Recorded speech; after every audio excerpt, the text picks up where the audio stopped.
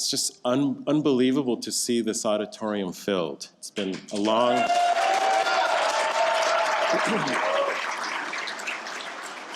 3 long years, but anyway, I'm just thrilled to be here. I'm Gilbert Vicario, Curator of Contemporary Art, Phoenix Art Museum, and it's my pleasure to welcome everyone. I'm going to keep it very short, but I do want to just make one shout out.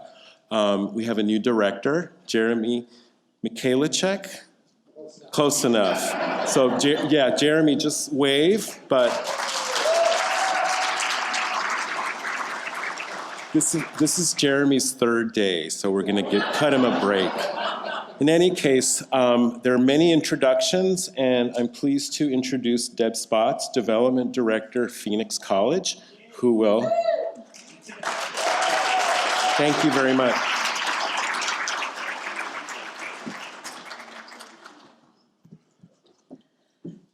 Hello, everyone. Welcome to the 15th Eric Fischl Lecture Series and Vanguard Award event.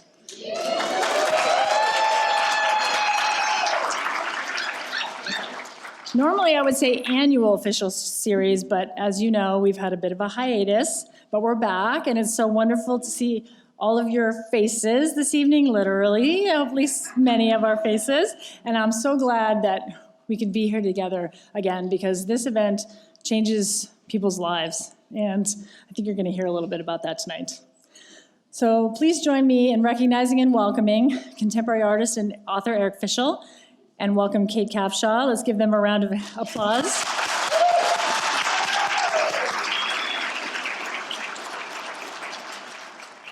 There are many other people to recognize and to thank this evening, but we'll get to that in a moment. Hopefully you received a program on your way in. If you didn't, there are some at the back still. And this is what we're going to do this evening. I want to share a little bit about how the Fischl Series program started, and then I'm going to recognize a few people, and then I'm going to invite someone up to talk a little bit more about Eric. So the Fischl Series program started, and the evolution of this 15 years ago. Eric attended Phoenix College in the 60s, late 60s. And he has said that he feels a sense of obligation to facilitate conversations about the arts and to give back to the place where he was first allowed to be an artist. Because of his motivation to help young artists pursue their dreams and find validation in the pursuit of a career as an artist, Eric formed a partnership with Phoenix College in 2005. The partnership between Eric and Phoenix College has developed and grown organically over the years, and I'm happy to say that Mr. Frank Luna is with us tonight, and he was one of the original people who started this. So Frank, wherever you are sitting, oh, I see you right there. Wave your hand, Frank. Thanks for joining us, Frank. This program is really flourishing, and we're just thrilled to do the work and to really shine a light on student artists. For the first few years, the program consisted of 2 components, a lecture on the differing perspectives on art, and the Vanguard Awards, which provide a financial prize to the top art students. And these first few years, the lecture, the Vanguard Awards were all at the PC campus, the Phoenix College campus. In 2007, internationally known photographer Ralph Gibson was highly anticipated, and the art community began to take notice of what was happening with the Fischl program. And the Phoenix Art Museum reached out to Eric and asked if they could partner with Phoenix College and Eric to bring the program to the Art Museum. And I guess, as they say, the rest is history. In 2008, the first time the lecture was hosted here, and the student work was displayed in the Great Hall, which, in my opinion, is one of the most amazing parts of this, because I think that the artists would say being recognized by incredible artists like Eric and Kate, and then having their work here for you all to see and appreciate is life-changing, literally. I've heard that many students tell me that. In 2009, the Fischl Scholars Program was created with the goal of increasing the number of students pursuing an Associate of Fine Arts at Phoenix College. And Fischl Scholarship founding supporter Dan Withers is here with us tonight. Dan, thank you for joining us, and thank you for your amazing support. The Fischl Scholars Program is a competitive scholarship, and students submit a portfolio for review, and it pays for tuition, books, and art supplies for the entire associate's degree for these students. For 15 years, Eric has returned to Phoenix College to host the annual Fischl Series, and this year's guest artist is Kate Capshaw, who we will hear from in a little bit. Welcome, Kate. Thank you for joining us.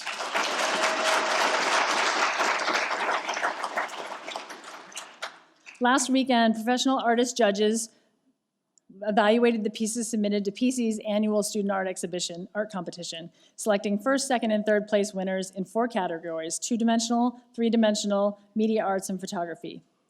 And earlier today, Eric and Kate evaluated those works. And tonight we will celebrate with them as they have selected 4 recipients to receive the Vanguard Award, which is considered a Best in Show award from all of the works submitted to that exhibition. The Fischl Series culminates tonight with the student art exhibition, as we have enjoyed out there, and a conversation tonight with Eric and Kate.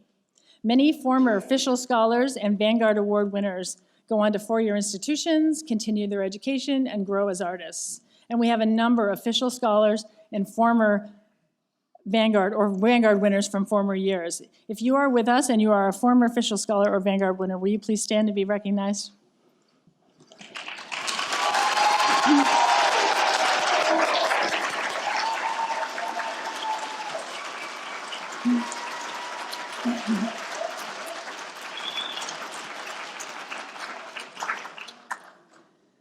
These students are a testament that the Fischl program is not only impacting students' lives, but they're impacting the community of art by shaping the future of art in Phoenix and beyond. Our goal is to grow this program so that we can create more opportunities for more students. And one of our biggest champions for creating opportunities for students is Phoenix College's Vice President of Academic Affairs, Dr. Kimberly Britt, who I would like to welcome to the stage.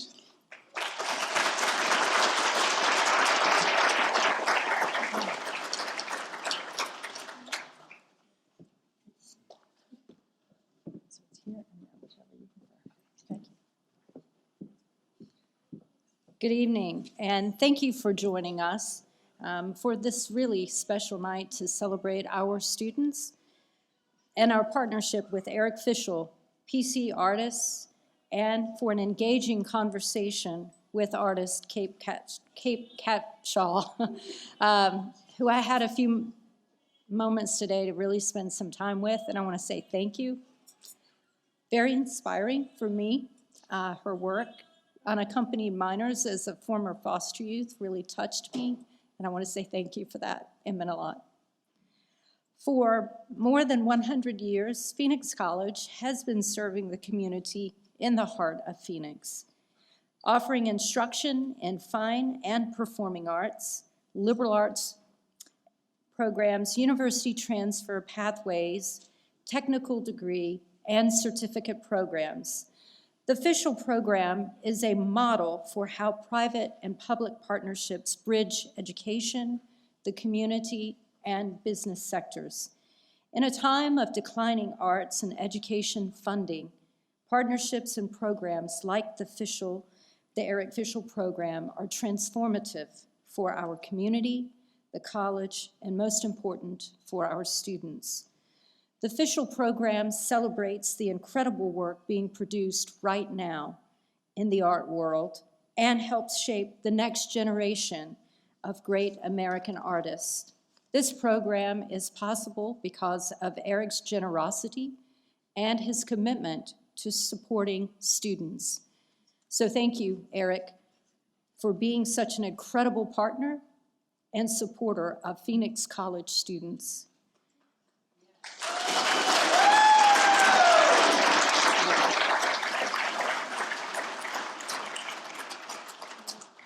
The Fischl program is supported by a committed group of amazing sponsors and supporters.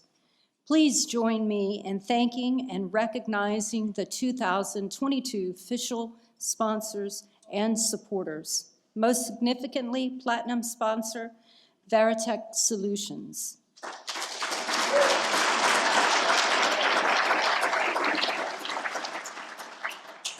Dan Withers and the D.L. Withers Foundation.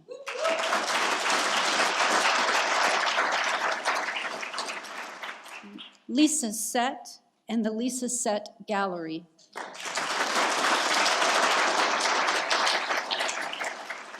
John and Lisa Fischl,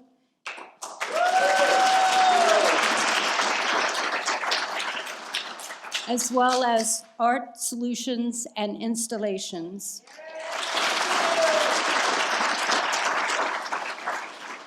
And also, we would like to say thank you to the Phoenix Art Museum for partnering with us to showcase our student artists and present this event.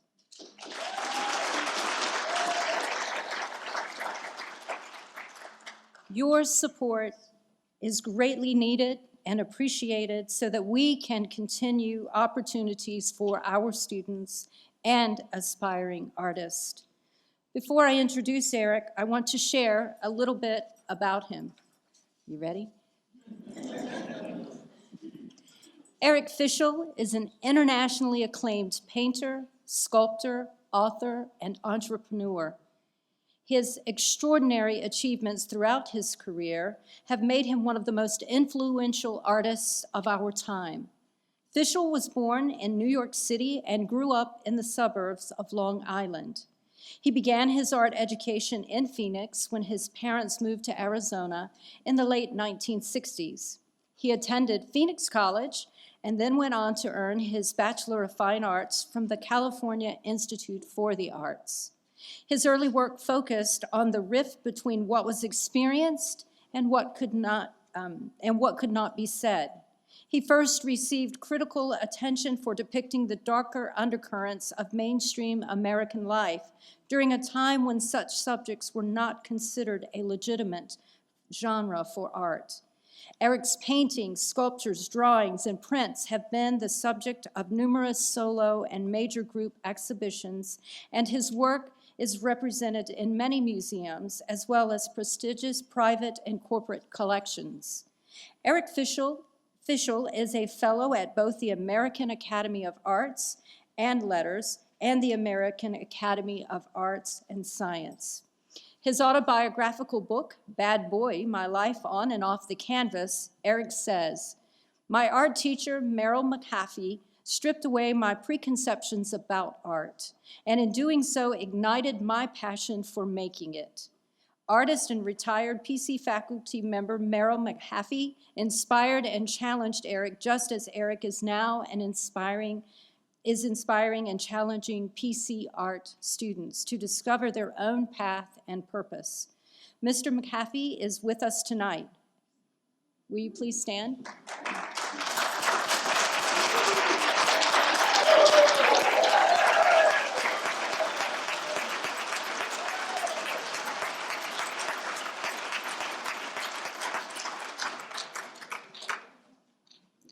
Beyond the legacy of his own art, Merrill in his time, and now Eric, and the Fischl program helped shape the next generation of American artists. Thank you, Eric, for continuing to inspire Phoenix College students and for sharing your time and your talent with us. Thank you for supporting the Vanguard Awards and for bringing great artists like Kate Capshaw here to Phoenix tonight. Please join me in welcoming Eric Fischl to the stage.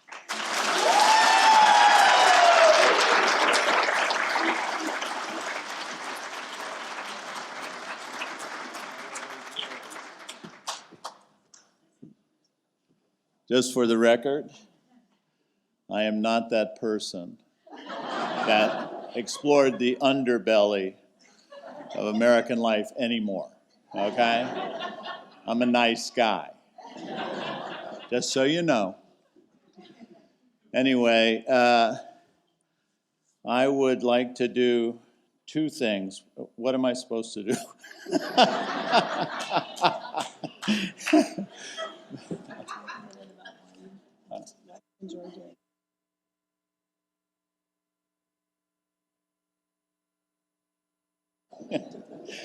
That's good. This is like a nightmare where you find yourself naked on stage. I mean, hello. Anyway, one of the things that I want to do is to talk about how much it means to me to be able to do this. it's something that, you know, comes from personal experience, in which I went from not knowing who I was or what I was to, through the practice of art and mentors like Merrill Mahaffey, finding a meaningful and goal-oriented drive in life. To what I found was something that I didn't realize I was looking for when I went into sort of practice of art, because I actually went into taking art classes because you don't fail art classes. And but I found something that I didn't know I was looking for, which was I found that during the time of making whatever projects I was making, I could concentrate. And I also found that I was no longer afraid of being alone. And those two things made me feel so integrated that I thought that if I was, you know, if I could do art, what I had to do was just get better at it, because I wasn't going to give up those two things, which meant so much to me. So it became a focus and a drive to move forward. With my success, I realized that if I could take that journey, so could others.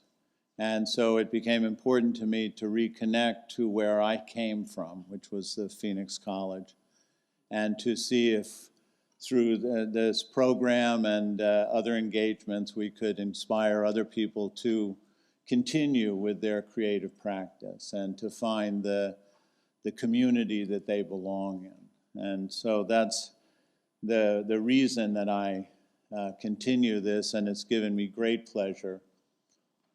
The only problem is I'm running out of friends. And I don't know how to get to that second tier of, you got to help me out here. This has a limit to it.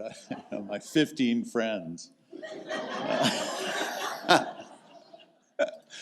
Anyway, so that's the reason that I've got into this. It's been great. The partnerships that have come along to help us out, and the people that have worked tirelessly to make this a successful event mean a tremendous amount to me. The people that have helped sponsor it offered, along with their sponsorship, a belief and recognition that this might be a significant program and worth continuing to do. And so, you know, I'm very grateful to them and feel blessed to have them in my life. I'd like to introduce Kate Capshaw, who we're going to have a nice chat with after we also recognize our Vanguard Awards. Should I introduce Kate now, or? Okay. Okay. Kate. I don't know if you know this, Kate, but you were born in Missouri. You were born in St. Louis, as a matter. You didn't? Oh, okay. Newsflash, she was born in St. Louis and began her career with a master's in special education. So she's very connected to the whole process of growth and expansion, which is fantastic. She raised a family and advanced her skills in the creative arts. You'll hear tonight what that range actually is of her creative investigation and her journey through it. So that's what excites me the most and what we're going to talk about. Let's see, she, in 2017, which is going to be one of the focuses that we talk about, she had the opportunity to center the stories of unhoused youth. I have to read this because it's more eloquent than I can be. Unhoused youth in Los Angeles County. Over 2 years, she traveled to 8 American cities, capturing their images, the 24 portrait series unentitled, or not unentitled, well, they were unentitled, but entitled Unaccompanied, hopes to bring dignity to the subjects and the attention to the issues that surround them.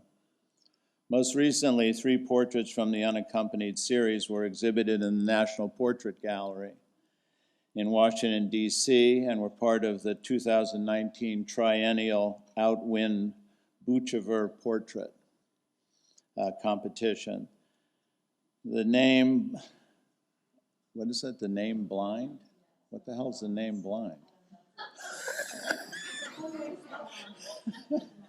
This is a practice session.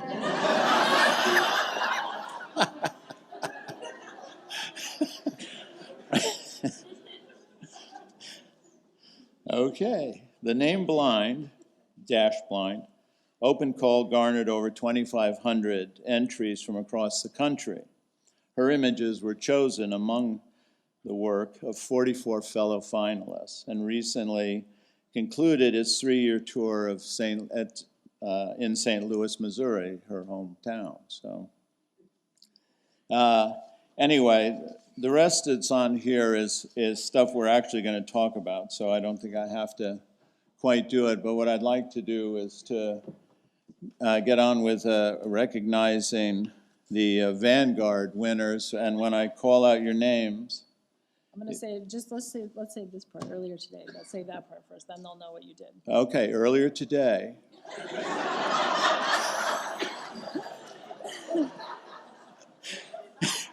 Kate, oh good, Kate and I evaluated the work submitted to PC's annual Vanguard art competition, selecting the best in the show to receive the Vanguard Awards. I have to say that over the years, I've always left it up to the people that I've asked to come to, if they want me to, chime in on stuff, want to discuss, or want to just go ahead and pick for themselves, et cetera. I'm there to do whatever they want.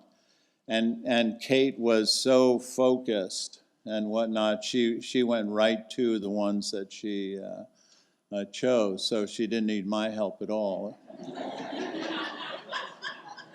Which hurt. No, we might as well get it out now.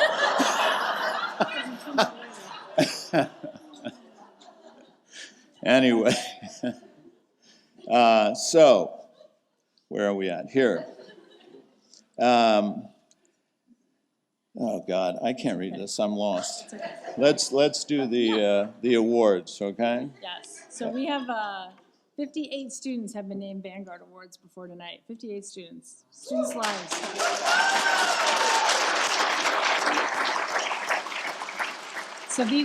So first, let's welcome Kate to the stage. Will you join us, Kate, please? Thank you.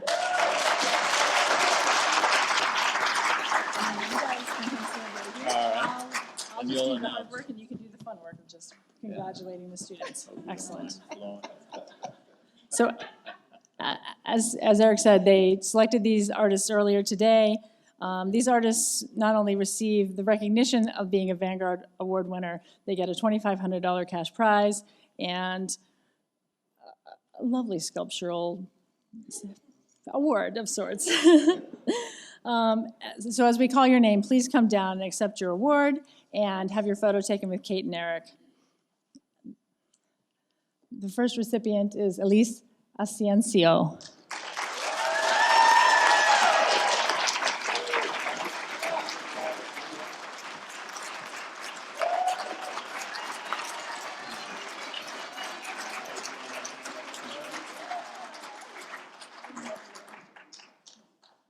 Thank you. Here, come stand in the middle. Yeah.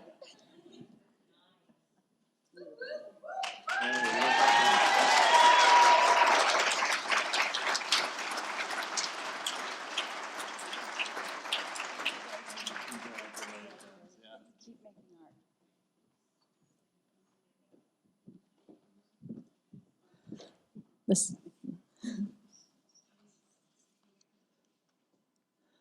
The second recipient is Loretta Bigman.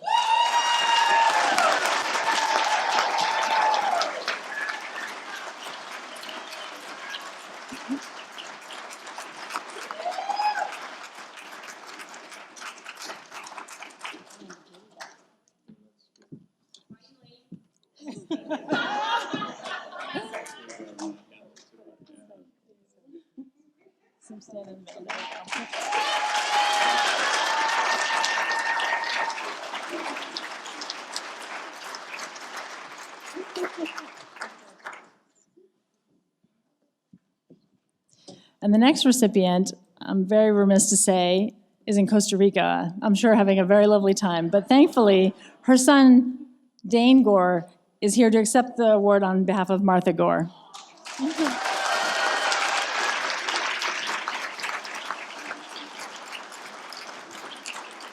Dane happens to be a faculty member at Phoenix College. He does not, however, teach his mother. He made that point to me when I introduced myself to him.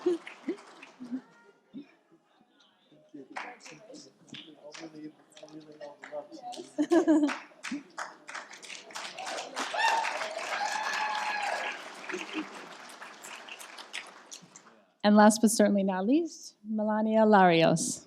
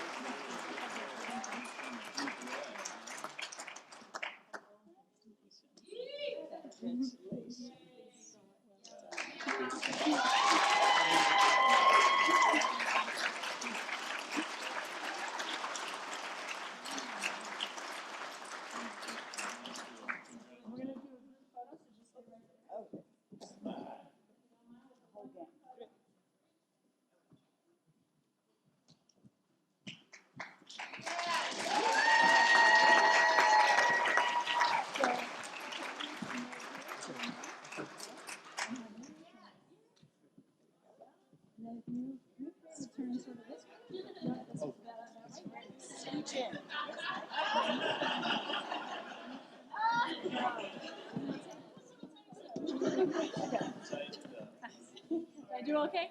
All right.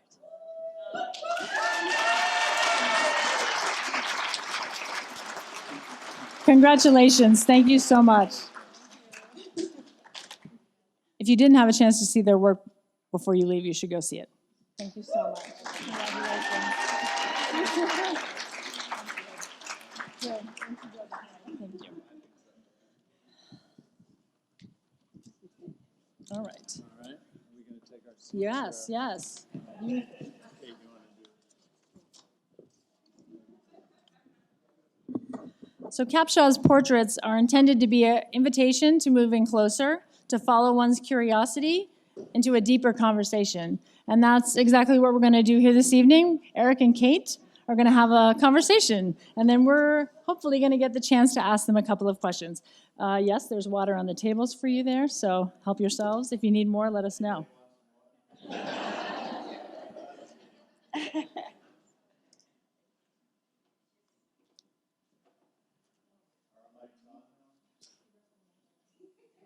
Are we on?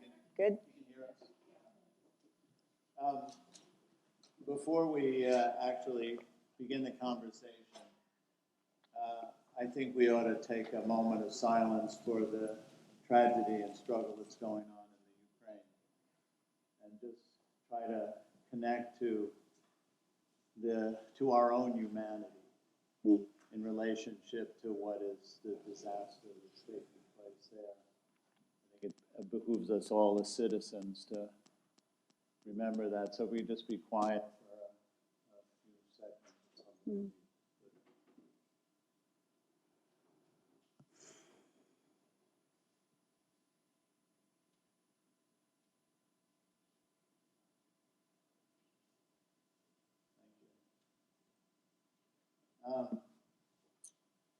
So years ago, I got a phone call from a friend, a sort of mutual friend.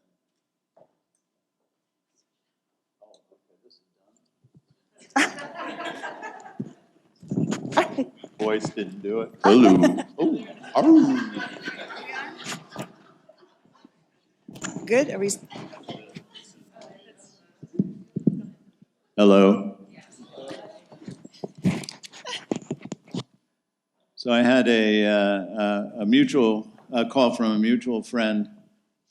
I actually hadn't met Kate at this point, but she said that Kate would like to come to my studio and to see my work, that she admired it, et cetera, and I was like flattered. I didn't know Kate as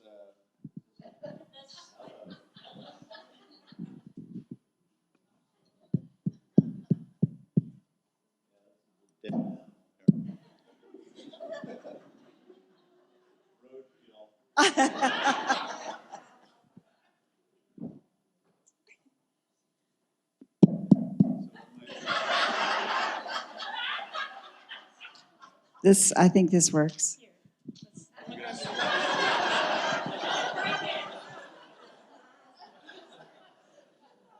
So thank you for coming to the comedy show.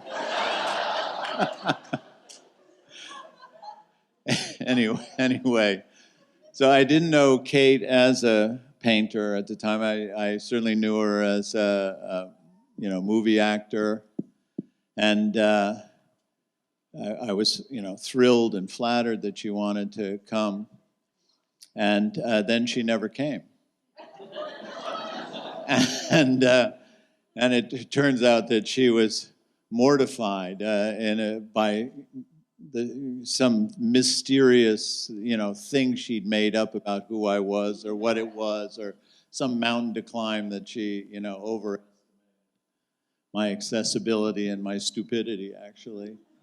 And anyway, so she didn't come for a long time. But we got to know each other through other events, and I got the privilege of seeing her work. Both in process and in finished work and stuff, and was, I was surprised, to be honest, because, to sort of know somebody in one kind of creative field, see them transition into another with excellence is a rarity, and is something that she's done very well. So I'd like to sort of start off the question with that.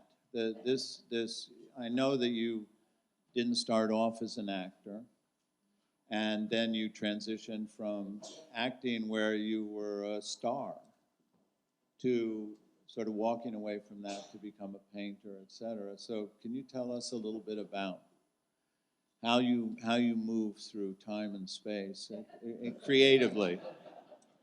Am I on? Hello, is that working? Yes? Okay, you can hold that. I'll hold the dead one. I feel, hi everyone. This is the first time I've talked as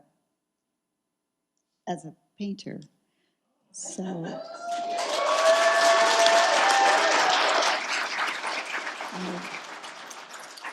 the first time I have written my name as a signing. I signed the poster. That's the first time I put my name on something that I've made. So so that's the first. I think because I feel extremely fortunate and also lucky and maybe brave that I live into my imagination, or at least whatever it is that I have at the moment. And I grew up at a time where there was a checklist. So you graduated from high school, that would be a good start. And then you would probably not go to college. You would maybe go to a trade school, beauty parlor. My mother was a beautician. I was very interested, continue to be interested in hair. But I wanted to go to college, and I went to college. I thought I would get to go to a few different kinds of colleges, but my family didn't see the same thing for my future. So I was a school teacher, and then and married and had a child, and I was 21. So very early age, I had ticked off all the things that I had grown up thinking was, now you've been a good girl. I did it very well. And then I was not very happy at all, but my first husband said, I think we should go to New York City. And I said, why? I was getting my doctorate at the university in adolescent psychology, and I was a school teacher for kids with learning disabilities in school. And I said, well, I'm getting my doctorate. And he said, no, but I think you could model. And what I saw was an opportunity to grow and be somewhere else. I had never imagined leaving St. Louis County or Missouri. So I think the bravery part is that I was willing to, okay, let's go see what happens. And I did. And the part of imagination is that I did know that there were movies and there were books, but I didn't know about art at all. And so when I went to New York City, I went upstairs to the Ford Modeling Agency, and my husband, our daughter was staying with grandma, and my husband stayed on a bench outside, and 2 hours later I came out with a contract for to model, which I wasn't even really wanting to do, but it was a job. And it was a place, it was an opportunity to go somewhere that I had never imagined going. So then we moved to New York City within a month, and I started working in that industry. And it was not very satisfying, but it was a good job and a good living. And in that confidence. How long were you doing that for? Probably 2 years, and that's when I realized there was a big strike in the SAG. All the actors went on strike in New York City, and a young gentleman said to me, I think you said you acted a little bit, and I did act in high school, things like that. And he said, I'm going to send you out to meet all the casting directors in New York City because we're on strike. I said, great. So I went out every day, met all these casting directors, and when the strike was over, the Ford Modeling Agency TV department started getting phone calls for me to come in and do commercials. And so that was a very lucrative moment for me because I was seeing that I could be independent, and independence for a woman, at least at that time, or maybe always, is being able to feed yourself, house yourself, and take care of those that you love. In this case, it would be my child. And so being able to earn a living was really a doorway to the next chapter of my life.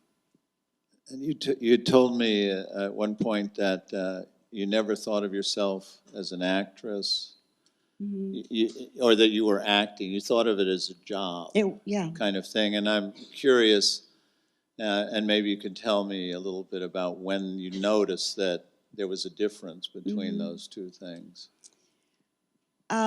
I think young people are always asked, what's your passion? What do you really want to do? What do you really want to do? And I think that in some cases, people know immediately what they're drawn to or what they're good at. And I think other people need to go through a lot of different doors. So in this case, I had fun acting. I liked acting. I can see all the stones that brought me from being a little girl pretending with my dollies, acting out the play, being on stage in high school. I loved the people in the theater department. I loved artists. That bottom line, I loved artists. But there were no art programs in my schooling because of finances. And so working as an actor was earning a living. It was fun. I worked with wonderful creative people. And then I met the first important actress, which was, or actor, was Sally Field. And she became a friend, and as we talked, and we would have dinners with her my boyfriend and I, because I was divorced, I would hear her talk about her work, and I thought, I'm not an actor. She's an actor. I'm having fun doing it. I'm blessed being cast. I get to work with exciting people, but I'm not really an actor. I didn't ask the question, if I'm not an actor, what am I? Because I also was a mother and an artist in ways I didn't really acknowledge.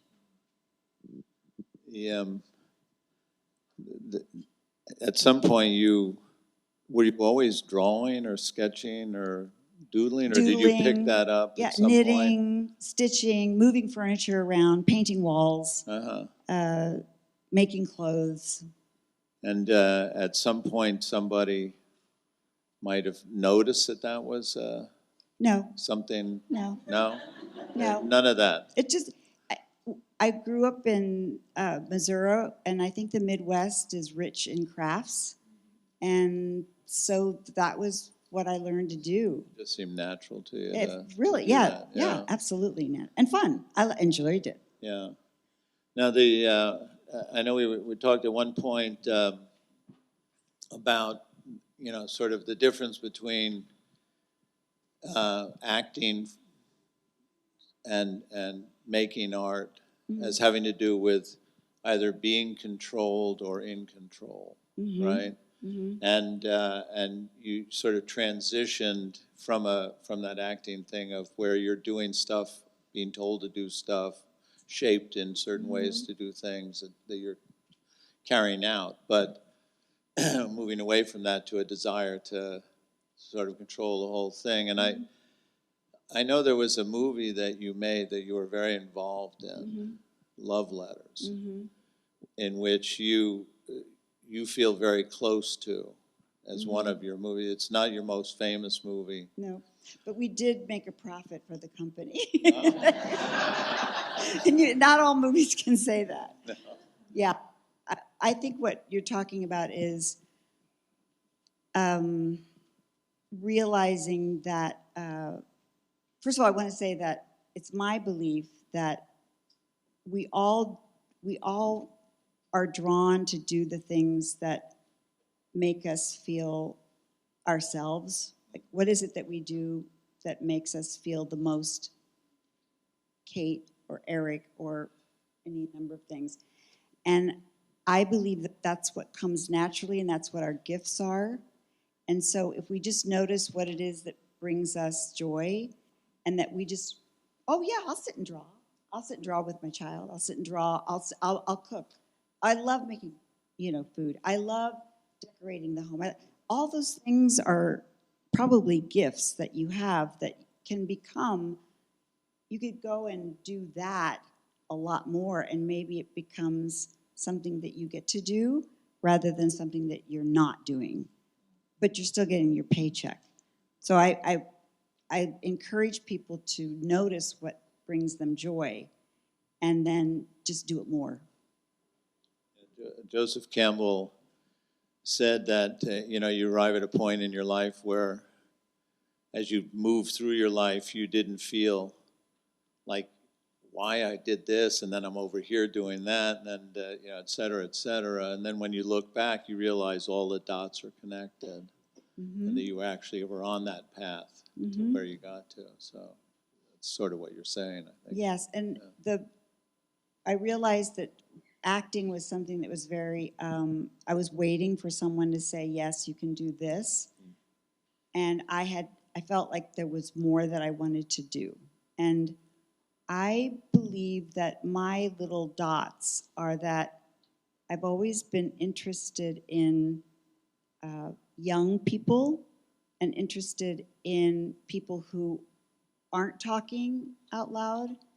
So I'll find those people that are quieter, and I want to see who they are.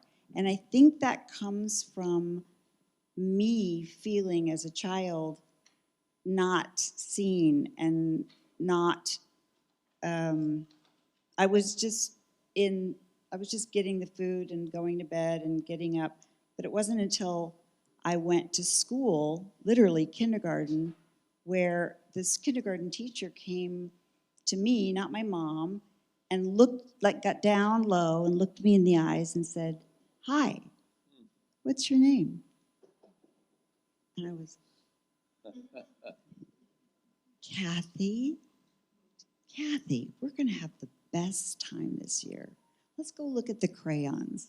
And she took me to the table with crayons and paper, and she just stayed with me that whole year, seeing me. And I really believe that when I look at the kind of art I'm interested in making, it all goes back to how great that felt inside of me to have anyone take a minute and say, "Hey, how are you? Who are you?" That brings us to the unhoused kids, and was that something that you set up? You knew that you wanted to do that, or was that something you became exposed to and realized you could add something to this situation, and that would be a profound thing? I think there was a step before that happened when I had been drawn to art because my children were bringing art home from their classes, like at 7 and 8 and 9 years old. I want to do that. That's amazing. Oh my God, look at that, look at that. And it wasn't until, a really long time, maybe 15 years ago, that someone said, "Will you take a class at the local place?" And I said, "Well, I really don't have time for that," because I had 7 kids. And then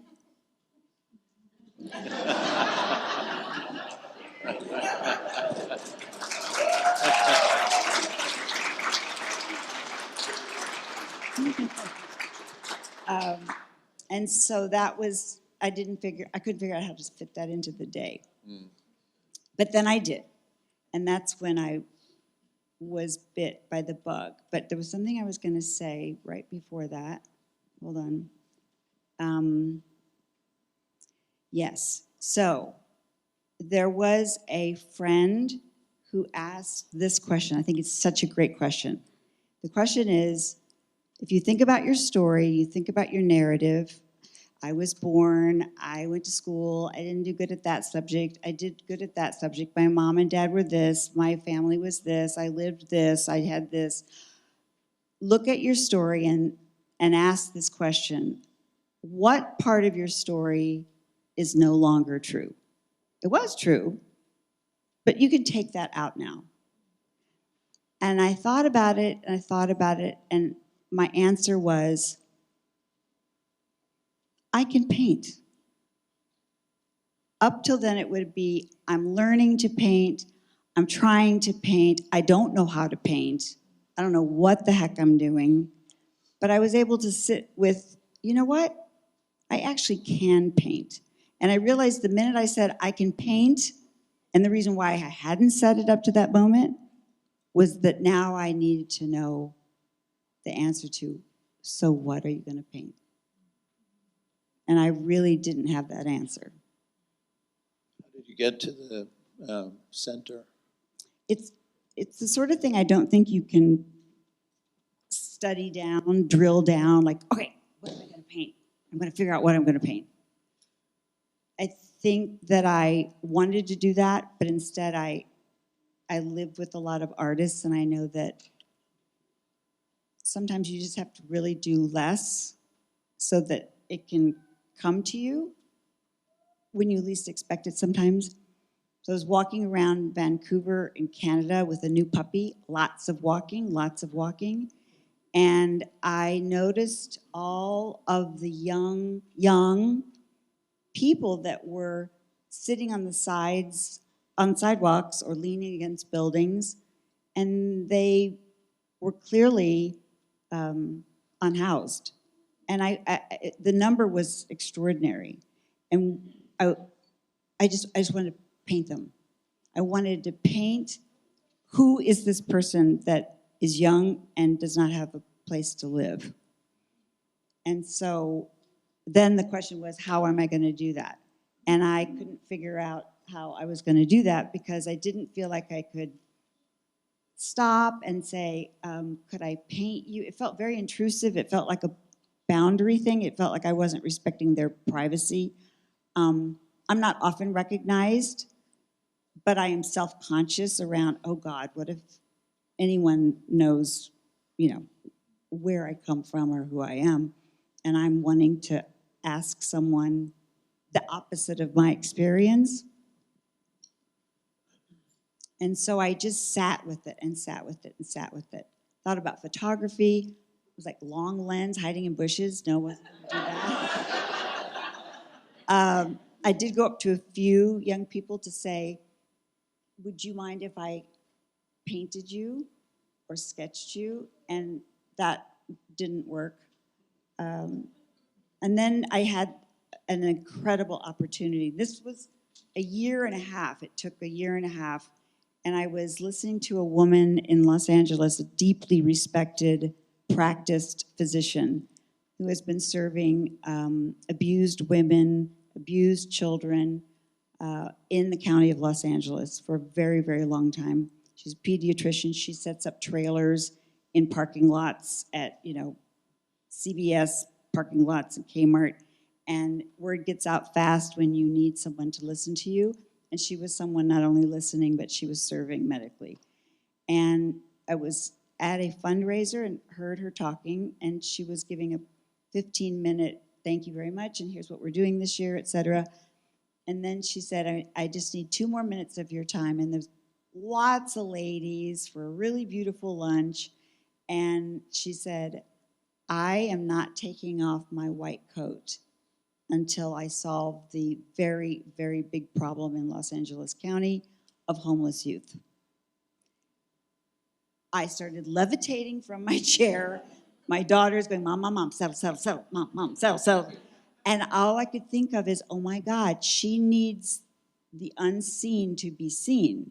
Because she said homeless youth hide, they don't want to be seen, they're only going to get in trouble, they're going to be sent back to their foster care, they're going to be sent back to their homes where they're not welcome, and so they're hiding, and I need them to be seen. I'm thinking, I'll paint them. If she can bring them someplace where I can sit with them, I will paint them. And so I didn't even stay for lunch. I just ran home, made a phone call to her office, and 2 days later Did you leave your kids there? My oldest daughter was like, yeah, go home, Mom, go home. You're too excited.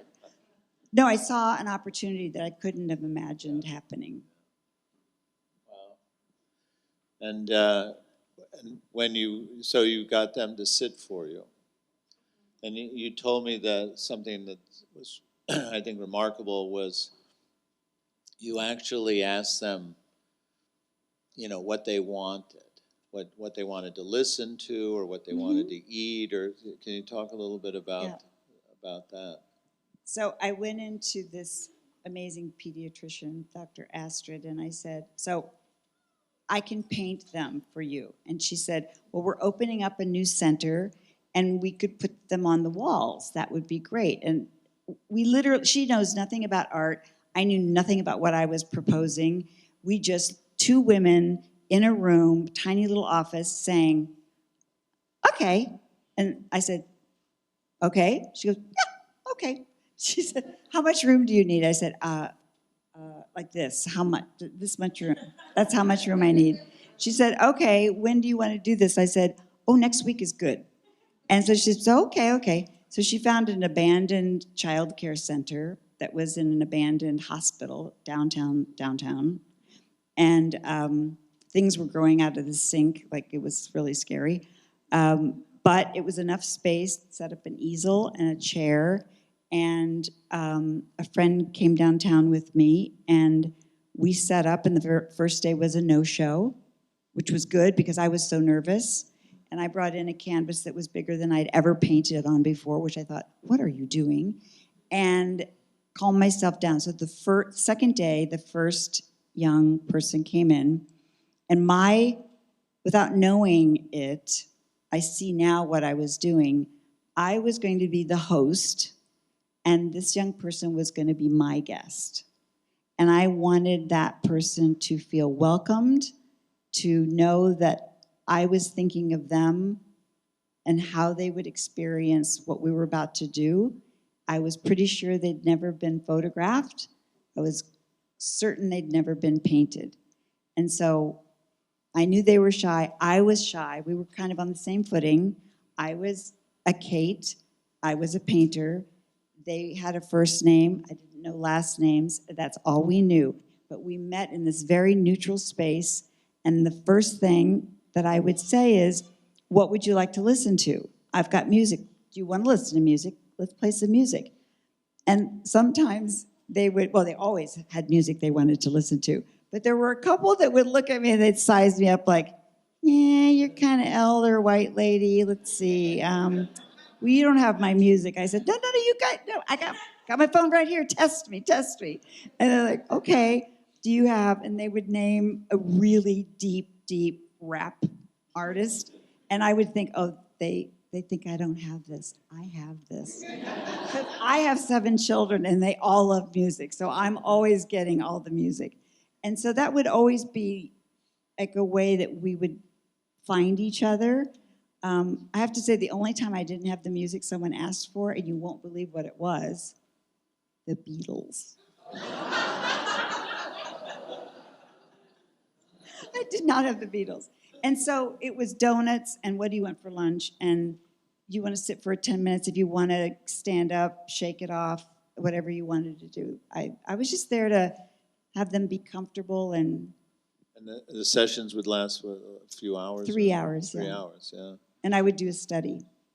And then you would paint from the study, or they'd come back for? I thought I was going to paint from the study. I thought I was going to do a study, and then I would take the study home and finish it. And I would snap some photos from my phone. Not a great idea. And I did it with the very first study, tried to finish it from there, and it was all wrong.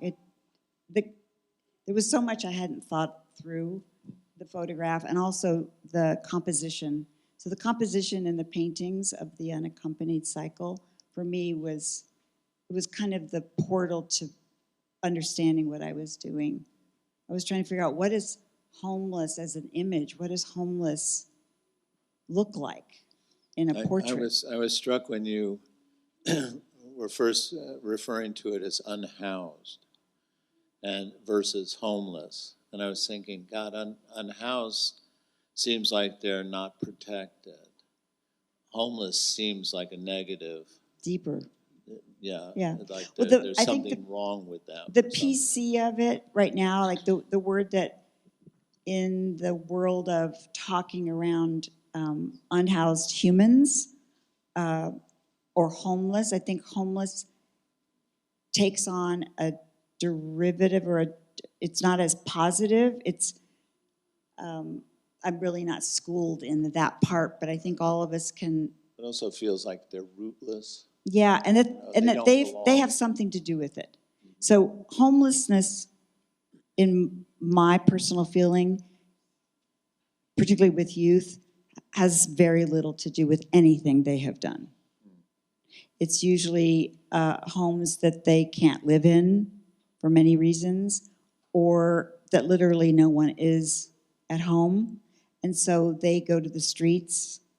Often they're placed in foster care. From foster care, they just leave. And they're teenagers, it's hard. Now, unhoused is, I guess, someone's idea of a more neutral word.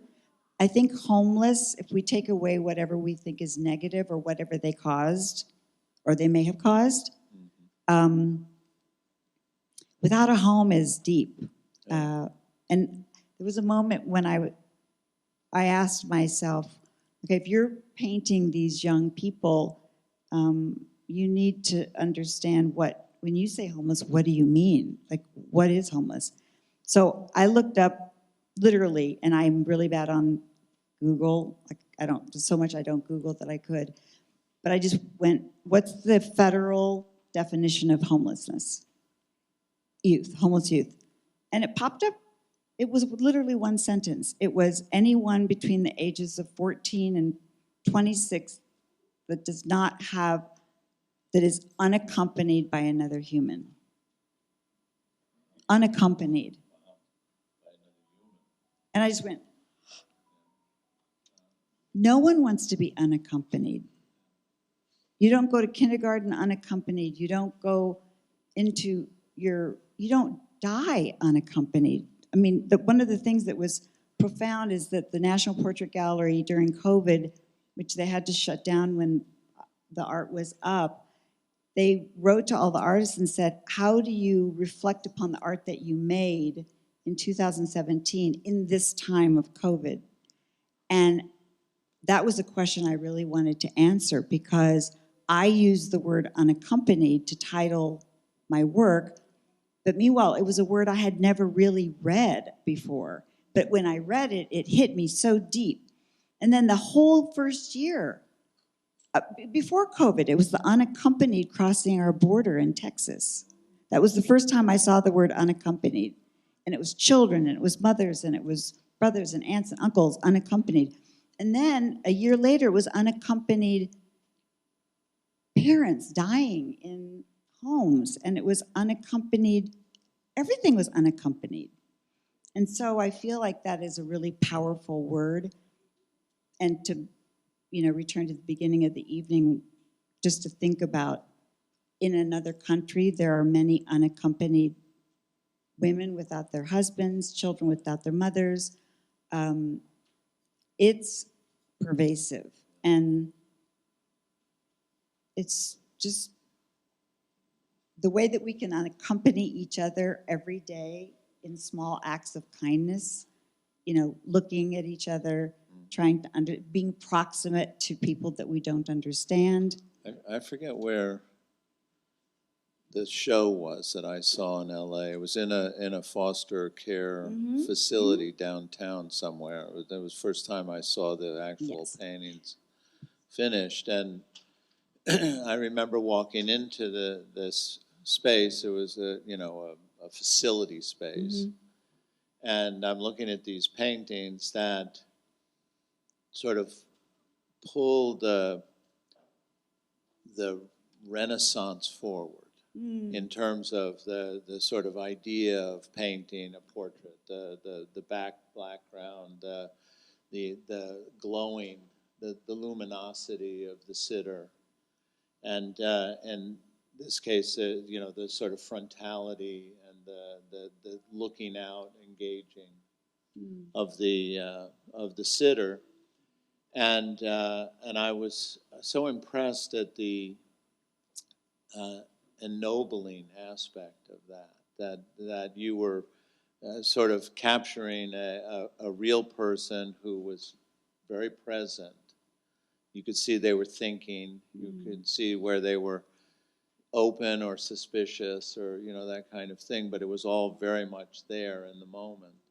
And it was incredibly beautiful as well, and stuff. So the other day I was at Scottsdale, the Cowboy Museum. They have a big show of Edward Curtis and his portraits of the Native Americans and stuff had a very similar quality, where you were not looking from a vantage point of superiority or something colonial and thinking that way, but are actually looking at a person that's different than you are. And you can see the person is there, present, looking out, thinking, et cetera, et cetera. And it's an incredible sort of creative gesture, I think, to be able to do that. Thank you. Yeah. The part you left out at the very beginning is that I had an opportunity. Beginning of no, what? of us sitting down here, just to be very clear, the mutual friend that we had several dinner parties, and she was brilliant at them, and they were small and intimate. And she would invite my husband and I, literally across the street, to come, and she would share with me, well, no, come. Eric Fischl is going to be there. And I would say, I can't come. And she goes, what? You're like, he's a painter. You love his painting. I go, I can't come. Because because I didn't even want to be in the same room because I was so, I know. Tonight you know why.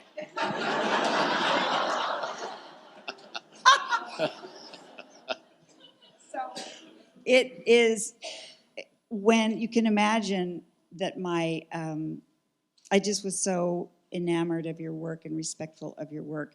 And I was a beginning student, so it means more to you when you're a couple of people that you admire deeply and that you want to paint like or be inspired by, or whatever that is, to identify. Then I had these paintings, they were completed, and they were hanging in a brand new center downtown where it needs to be. And they were on the walls in a large hallway. And mutual friends of ours, Eric's and mine, had wanted to go downtown to look at the portraits because they were up. It wasn't a show, it was just they were up. It was a show. And they called me and they said, well, Eric and April are coming this weekend and they're staying with us. So we're going to go down and look at your portraits. Oh my God. Eric Fischl was going to see my portrait. And then we had dinner. That was great. It was, and I saw in the portraits that she actually had leapt over me in terms of quality of paint, and that I was going to have to kill her. And I'm sure everyone would understand that feeling. Anyway, it's a remarkable story that you tell, and I'm sure everyone can feel that it comes from such a profound, empathetic space that you're capable of allowing people in that touch you deeply, and that you can process that in a creative way. I think is it's an extraordinary talent in and of itself. And, I'd like to open it up to questions if anyone might have one. There's one right here. I have a question about the young people that you painted. What did they think about the painting when it was finished? Did they have a chance to see it? They did not. Thank Did they you. not see it? You said they didn't see it? No, none of them have. Really? Yeah. And that's because you've lost contact. They're No, out in the world, or No, because they're unaccompanied youth, so they're in, when they make contact with the center, they're making contact most likely because they're sick or they have no place to stay. And so when they come in the front door of a center, they need that immediate thing. They actually don't want to come back to that center. Everyone working in that center wants them to come back. Because if they come back, then they can begin to build a future for themselves with that young person. When I would call a center and say, I'm looking, first of all, would you allow me to come in and paint for a day, which would be 2 youth. And I'm looking for youth that are beginning to see light at the end of the tunnel, and they're hopefuls, because I know at this point that my time with them in those 3 hours, they're gonna get a boost. They're gonna go, oh, that felt good, right? And when we feel good, we approach everything more hopefully and then successfully. So I had their first name, they had my first name, and the agency is not allowed to reach out to them for any reason. You just have to keep waiting for them to come back in.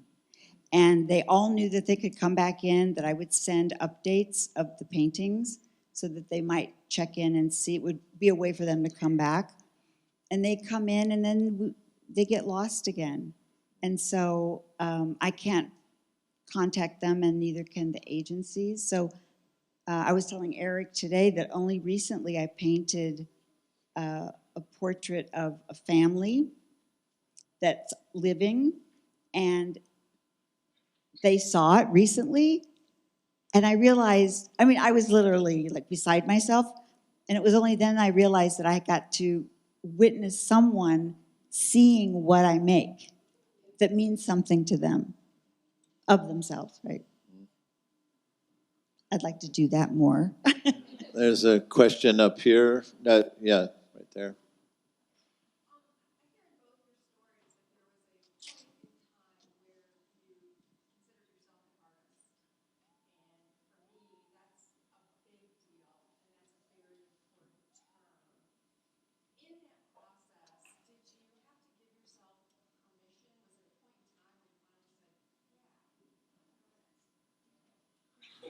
Yeah.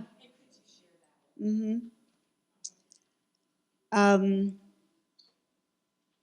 I think that the first moment in that process for me is acknowledging that I wanted to be an artist. I was already an artist, I just didn't put the name on it, but I specifically, I saw Alice Neal. It was a big retrospective. It was the largest group of her paintings that had ever been assembled, and it was in London. I walked in, I'd been taking class for a couple of years, and I walked in, did the whole tour, did it again, sat in a room, there was a documentary, and I left, and in my mind and in my heart, I said out loud to myself, I want to paint people. I want to paint all people. I want to paint the people that we can't imagine why anyone would paint them. But in fact, honoring all of us in any step of life. Saying that I wanted to be that painter, I want to paint like Alice Neal. Not stylistically, but I want to be a woman who paints people. And then it was years after that, and again, a poet friend of mine asking a group of people, what do you know about yourself that you've never said out loud? And I was with family, and we took a long walk, and everybody took their turn, and then they're like, and I said, I'm a painter. And I cried because it was so true.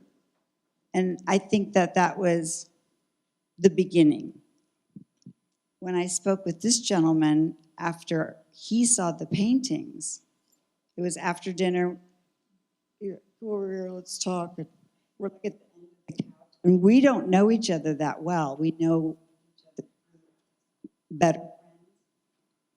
And you started talking to me about your experience of looking at them, and I was like holding on, I'm not gonna cry, I'm not gonna cry, I'm not gonna cry, I'm not gonna cry.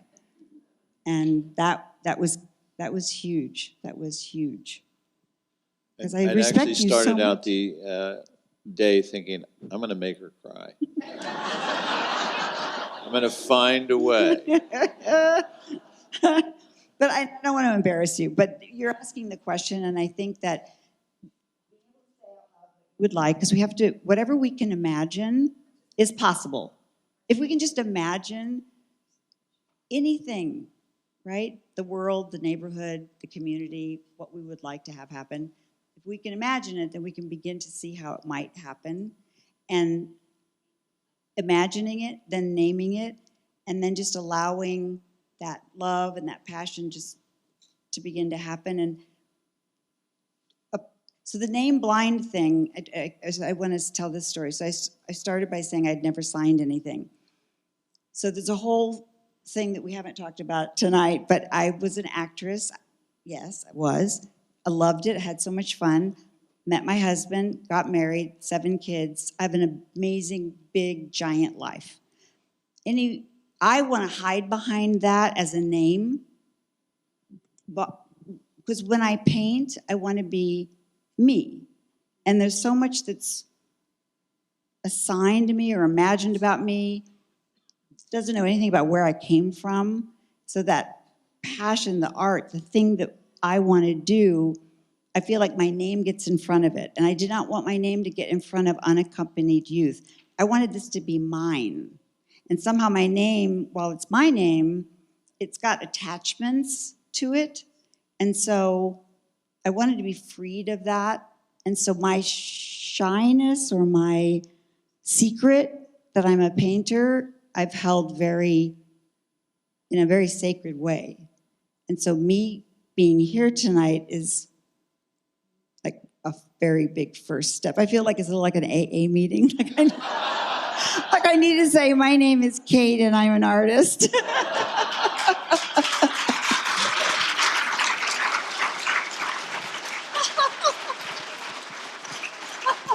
Hi, Kate.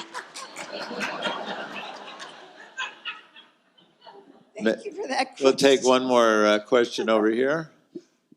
Hi, you were starting to tell us your process, and you said that you tried taking the study back to your studio, and it didn't work to take a cell phone. Can you finish that a little bit and tell us what did, in essence, work for you? So, because I hadn't ever done anything, I'd only been a student. So you go in, they pick a model, you get your model, you have it 1 class, 2 classes, 3 classes. So I had never designed anything. I didn't go to art school, so I didn't know about composition. And composition is huge. Palette is huge. There's so many decisions an artist makes before you get to see it.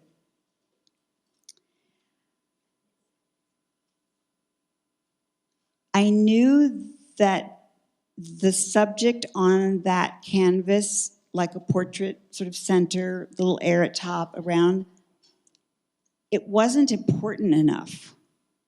I needed visually for the subject to look regal, but in a bigger space than they would want to be in. So home or shelter, there's something here. And it always feels better when it's here as opposed to up there. Like if I was in a room sleeping in this room tonight, I'd be like, too much. But if I could get under this chair, I'd be more comfortable. So there was that I needed to figure out. My photo was not great, and then I didn't have the subject anymore, so now I had to look at an image.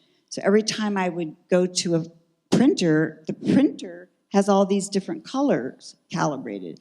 So I could take a picture of you, you'd be super blue or super red or super pink or super green. And I was moving, like I could print it whenever I wanted to, but each time I would look at it, it was different color. So I was doing that. I didn't lock it in. So again, I had to make that decision. So I learned everything through what didn't work and struggling, lots of struggling.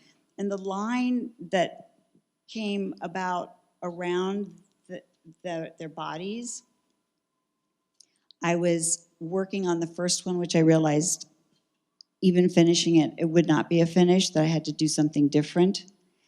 And I just got frustrated one day, and I just stuck my brush in the brightest color. It was actually the color of the t-shirt. And I just, like, let's at least start here. Let's start with a silhouette. And the minute I laid it down, I went, oh, that's the color I saw her, like, giving off. It just brought me right back to the moment that it wasn't conscious, but the minute I laid it on the canvas, I went, there you are. Oh, hi. I'm so far away from you, but actually you're right here. And it brought me right back into her. So there are lots of things I learned, and the process was hard. And I feel now, as I have another friend who works from photography, so I've been able to call her and ask her for any tips. And what I find with artists, and not necessarily actors, although I'm not making a blanket statement, artists really share. They really share, oh, that's happening to you? This is what I did one time. Try this. I don't know if you find that, but people just share, like, try mixing this kind of white, you know. There's one more. Maybe both of you can answer, but I want to know what your definition of an artist is and what you both think makes art. What is art to you?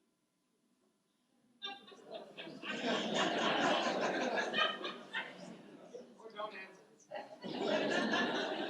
I love that question. I have something I would love to say. Yeah.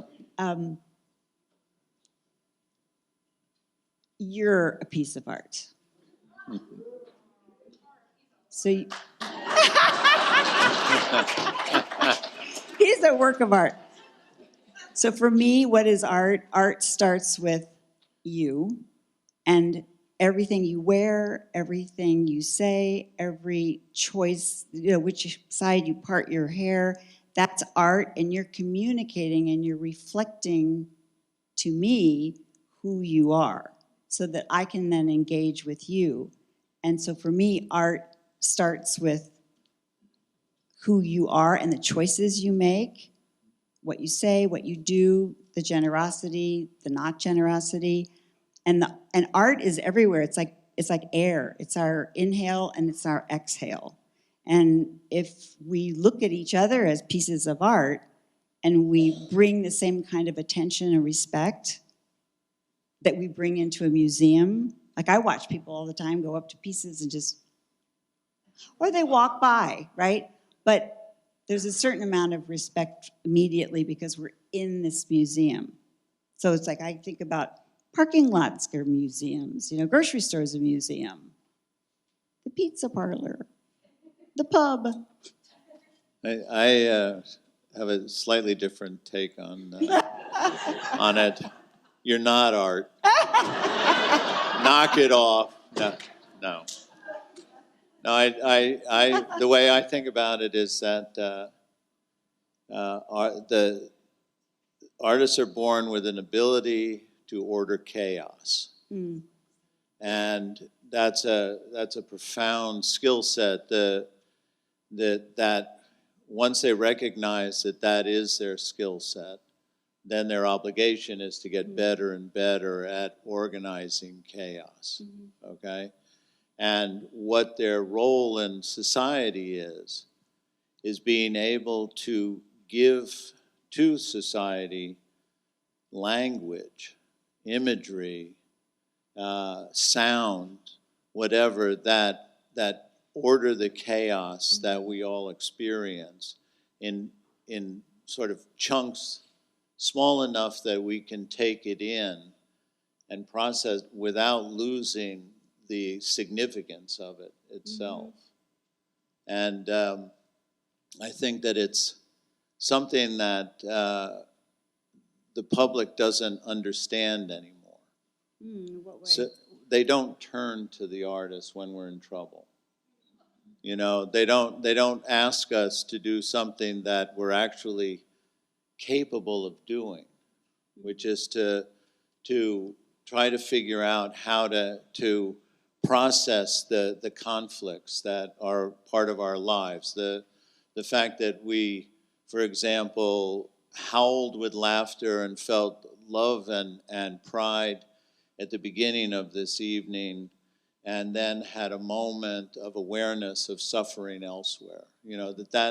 That level of and distance between how we experience ourselves, art keeps us open to it without it overwhelming us, right? So that we can stay sensitive, so we can stay empathetic, that we can stay human with each other and stuff. And that what you point to in terms of he's a work of art is that he's a human in a way that. Well, and he has something to say. And so if you have something to say, it can be expressed through not only a piece of art, but it's also an invitation. Yeah. So I feel like great art is an invitation, and it can disrupt me. And if it disrupts me, that's good. And I then get curious, like, why did that disrupt me? And it also can confuse me. And I like being confused because then I lean in, and then I want to trust the artist to help me understand and sit with it long enough to get on the other side of something Nicely said. better. Yeah. Yeah. We call it quits. Thank you all for coming to this, and thank you, Kate, for giving us so much. Thank you.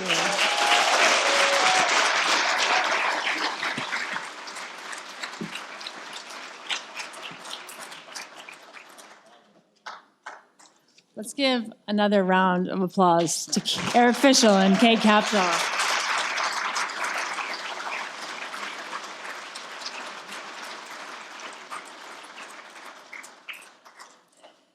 If I can't thank you both enough, because I think everyone in this room would agree that you encourage us to lean in, and you encourage us to value art and the artists, and that's what we're here to do tonight. So I really appreciate you all coming. I sincerely am so thankful to have gotten to know you, Kate, and to know you, Eric, and to be able to be a part of this program, because I think, as I've said, it changes lives. And I think the students here tonight that have either been standing on this stage or just stood on this stage will attest to that, and their families. And we have a ton of people to thank, so humor me for 1 second. Eric and Kate, thank you so much. Veritech Solutions, thank you so much, Jack and Vianne. Dan Withers, thank you so much. Lisa Setti and Peter Shikani, thank you so much. The whole Fischl family, thank you for coming tonight.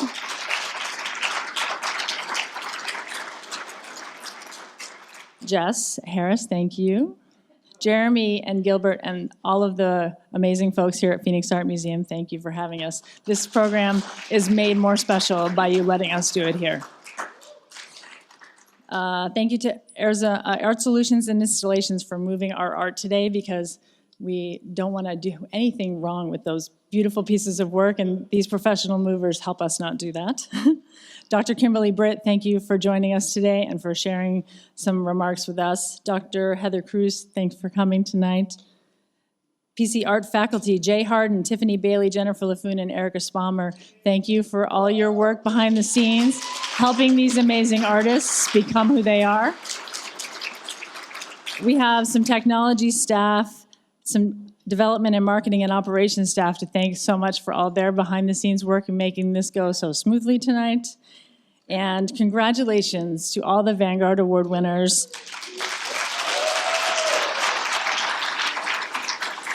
All of the student art exhibition winners, and if you have not had a chance to see their art, please, it is out in the lobby, out in the Great Hall. Go see it, please. And thank you all so much for coming tonight.